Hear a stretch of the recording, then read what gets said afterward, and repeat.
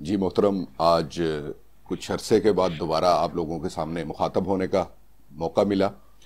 बात यह है कि इलेक्शन की गहमागहमी ज़ोरों पर जारी है। यकीनन तमाम कैंडिडेट्स ने अपनी पूरी कैंपेन कंप्लीट कर ली हुई है और उन्होंने अपने इलेक्शन के दिनों में ये जो कैंपेन का 1 माह के करीब इनको मिला है, इसमें रंग बिरंगी बातें की हैं, रंग बिरंगे उन्होंने अपने चूरन बेचे हैं। तो इसी हवाले से डेफिनेटली हर बंदे का अपना एक विजन है, अपनी एक सोच है, अपना एक माइंड सेट है, उसको उसने वोट देना है। हम भी यही कहेंगे कि वो अपने कैंडिडेट्स को जिसको भी वोट दे, मगर उसके पीछे बिहाइंड द सीन एक सोच होनी चाहिए। वो सोच ये होनी चाहिए कि मैं समझता हूँ, मेरी ये राय है, आप यकीनन इससे कुछ लोग इख्तलाफ भी कर सकते हैं, मगर ये है कि आप सब लोग पाकिस्तान को वोट दें।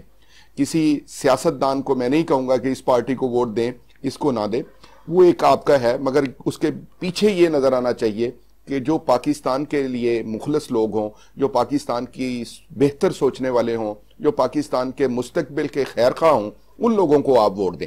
इसी हवाले से एक बहुत प्यारा एक वाक़या मेरे जहन में आ रहा है जो मैं आप लोगों से डिस्कस करना चाह रहा हूँ कि एक हमारे ही रीजन का एक बंदा, हमारे ही इलाके का एक बंदा सामान उठाया और उसका प्रोग्राम बना के मैं लाहौर जाना चाहता हूँ। वो लाहौर की तरफ रवाना हुआ किसी ट्रेन में।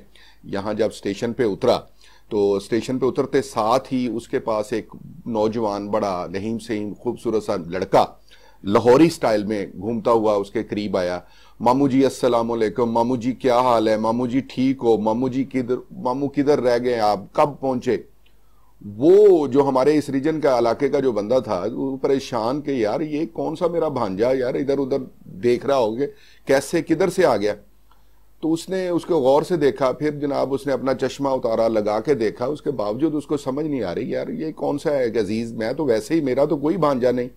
उसको कहने लगा यार मैं तो तुम्हें नहीं जानता बेटे, तुम कौन हो, कहाँ से हो, मेरा तो कोई भांजा यहाँ पे नहीं रहता। कहता जी कमाल है मामा जी।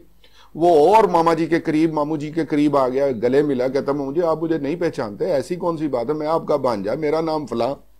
खैर किस्सा मुख्तसर। कहता जी आप ऐसे परेशान क्यों होते हैं, आप चलें, उसने उसका सामान उठाया, मेरे साथ चलें, आप मेरे घर ठहरें, आप अपने उधर चल के आपका सारी चीजें। तो वो बंदा बड़ा खुश होया, कहता है यार कि ये मुझे तो मुफ्त में बगैर किसी वजह से यहाँ पे होटलिंग करनी थी, मेरे एक्सपेंस होने थे, मैंने इधर उधर जाना था, तो ये तो मेरा एक मसला हल हो गया। चलो मैंने दाता साहब की ज़ियारत भी करेंगे, अपने इनके घर चल के रुक जाते हैं।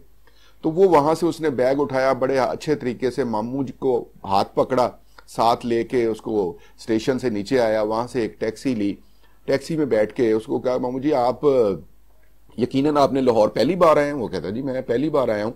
तो कहता आपने लाहौर देखा है। कहता जी मैं देखना चाहता हूँ, देखा तो नहीं है। तो ऐसे करते हैं, उसने भांजे ने अपने मामू से कहा, कहते हैं ऐसे करते हैं कि आप ना पहले, हम घर बाद में चलेंगे, पहले हम लाहौर ना घूम लें।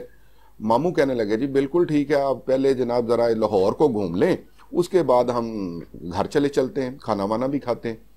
मामू को उसने घुमाना शुरू किया, साथ ही वहीं से निकला राइट साइड पे। वो जैसे ही जाते हैं तो हमारा लाहौर का बहुत खूबसूरत शाही किला जिसे बोलते हैं फोर्ट, वो नज़र आया, उसको दिखाया, साथ ही मीनार पाकिस्तान।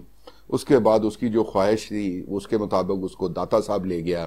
दाता साहब का विज़िट करवाने के बाद फिर उसको कहता जी कि यहाँ पे एक और बहुत ज़बरदस्त चीज़ है, वो आपने शायद नहीं देखी होगी कहीं भी।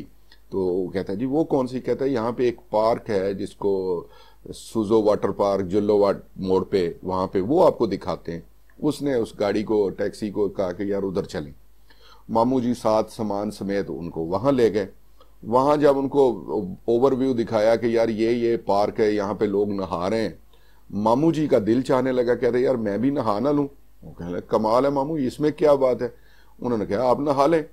उसने उसकी 100 की 200 की जो भी टिकट थी वो ली। मामू को टिकट लेके मामू को कहा जी कि ये यहाँ से वहां पे वो निकर्स या शॉर्ट्स जो भी बोल रहे हैं, कच्छा कह लिए, वो भी वहीं से मिल जाते हैं।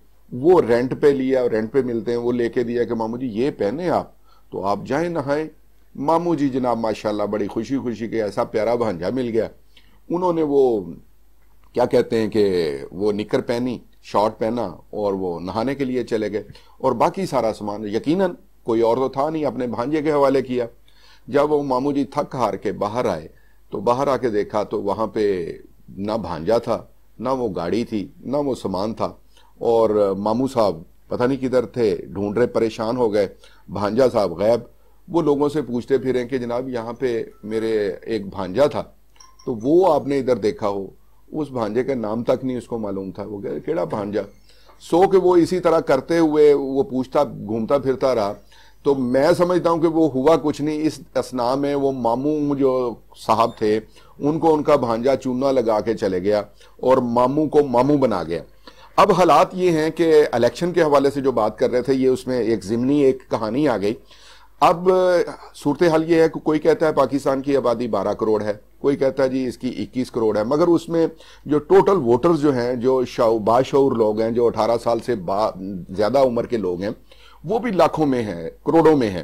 تو کہ ان لوگوں کی صورتحال یہ ہے کہ وہ سب کے سب جو ہیں وہ بن چکے ہوئے ہیں ماموں، اور باقی جو ہے تھاؤزنڈز کے لاکھوں میں یا تھاؤزنڈز میں لوگ جو ہیں وہ کینڈیڈیٹ کی شکل میں وہ بھانجے ہیں۔